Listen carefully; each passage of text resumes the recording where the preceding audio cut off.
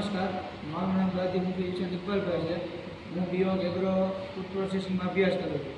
Size reduction ઇન્સ્ટ્રુમેન્ટનો મારે આ છે વેજીટેબલ કટર. આનો ઉપયોગ મોટા ભાગે નાના જેમ કે શાકભાજી કટિંગ કરવા માટે, જેમ કે બટાકા, ડુંગળી, ગાજર, કોબી, રીંગણા વગેરે. આનો ઉપયોગ કરવા માટે શાકભાજીને સૌપ્રથમ ધોઈને આ બેમાં નાખવામાં આવે છે. અને એની જગ્યાએ અહીંયા બે બ્લેડ આવે છે. એક આ બ્લેડ આવે છે, એક આ બ્લેડ આવે છે.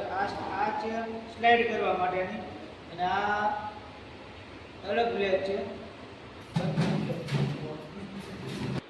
આનો ઉપયોગ મોટા ભાગે હોટલ, રેસ્ટોરન્ટ એવી મોટી મોટી જગ્યાઓમાં વધારે કરવામાં આવે છે. અને આને મુખ્ય ખાસિયત એ છે કે આ ઝડપથી અને ઓછા સમયમાં વધારે શાકભાજીને કટિંગ કરી શકે છે, અને ટુકડા પણ એક સરખા રહે છે. એક શાકભાજીનો ઉપયોગ કરીને સાફ કરવું જરૂરી રહે છે, કારણ કે સાફ ન કરીએ તો ફંગસ પણ લાગી શકે છે. તે ઉપયોગ ફાયદા એ છે કે ઝડપથી અને ઓછા સમયમાં શાકભાજી વધારે પ્રમાણમાં કટિંગ કરી શકાય છે. આ મારું બીજું મશીન છે, જે છે સ્લાઇસર. આમાં બટાકા, ગાજર, કાકડી વગેરેની સ્લાઇસ કરવા માટે આનો ઉપયોગ થાય છે. આની આખી ફ્રેમ પ્લાસ્ટિકની બનેલી છે, અને આ બ્લેડ એક ખાલી સ્ટીલની આવે છે. અને આના ઉપયોગ એ છે કે આ કોઈ લાઇટથી ચાલતું નથી, માત્ર હાથથી ચાલે છે, અને ઝડપથી પણ આનો ઉપયોગ થઈ શકે છે.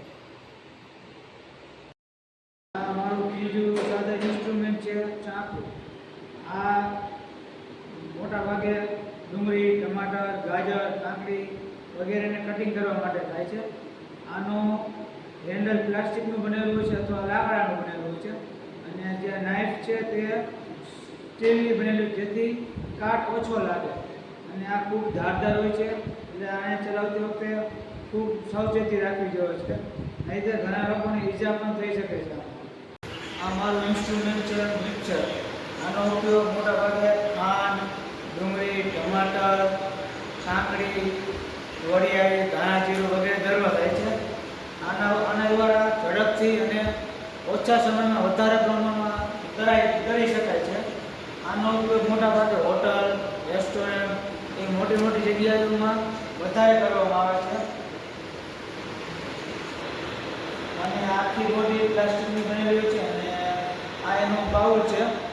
એ બાઉલની માથેની કેપ પ્લાસ્ટિકની, અને એ આખું સ્ટીલનું બનેલું છે. આની અંદર એક ચકરી આવે છે, અને એક અહીંયા ચકરી આવે છે. બંને ફરે, અને એના દ્વારા ગમે તે પ્રોડક્ટ નાખવામાં તેનું મિક્સ કરવામાં અને અથવા ગ્રાઇન્ડર કરવામાં આવે છે.